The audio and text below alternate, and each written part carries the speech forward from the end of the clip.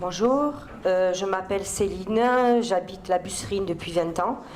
Je suis administrateur du centre social Agora, dans le quartier. Je fais partie du groupe Habitat à l'épreuve du trafic et je fais partie aussi du groupe de veille. Alors le groupe Habitat à l'épreuve du trafic est un groupe fermé de réflexion sur lequel on a fait une expertise. Et suite aux problématiques du quartier, on a créé le groupe de veille, où le pilier est Anne-Marie Tagawa, mais malheureusement elle n'est pas là, donc je la représente un peu.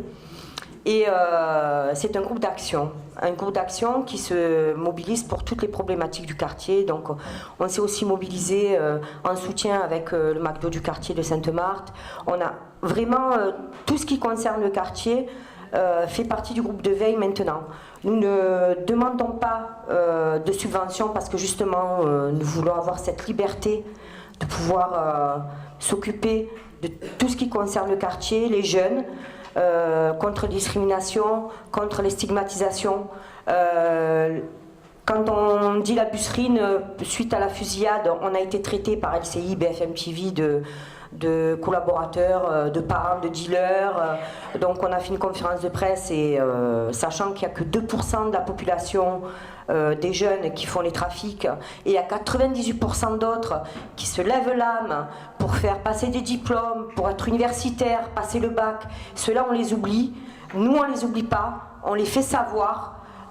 On l'a dit, on a fait une conférence de presse et on l'a dit, on n'est pas du tout cautionnaire des personnes qui font de l'illicite, mais malheureusement ça existe parce qu'on vit dans une grande précarité.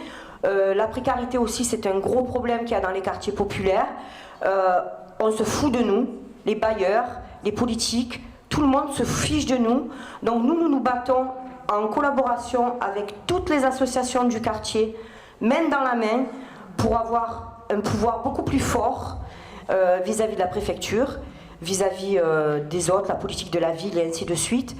Et bon, c'est vrai qu'on a réussi à mettre en place pas mal de choses, mais parce qu'on se mobilise sans arrêt, on a l'impression qu'il faut toujours se battre dans ce quartier pour essayer d'avoir une vie digne. Il y a des gens qui vivent dans une grande précarité, qui ne mangent pas 3 repas par jour, qui vivent dans des logements insalubres.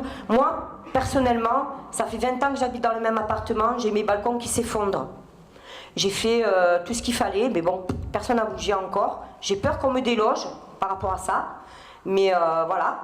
Et je veux dire, personne bouge, on n'a pas l'impression d'être entendu. Donc c'est pourquoi on a créé tout ça. Avec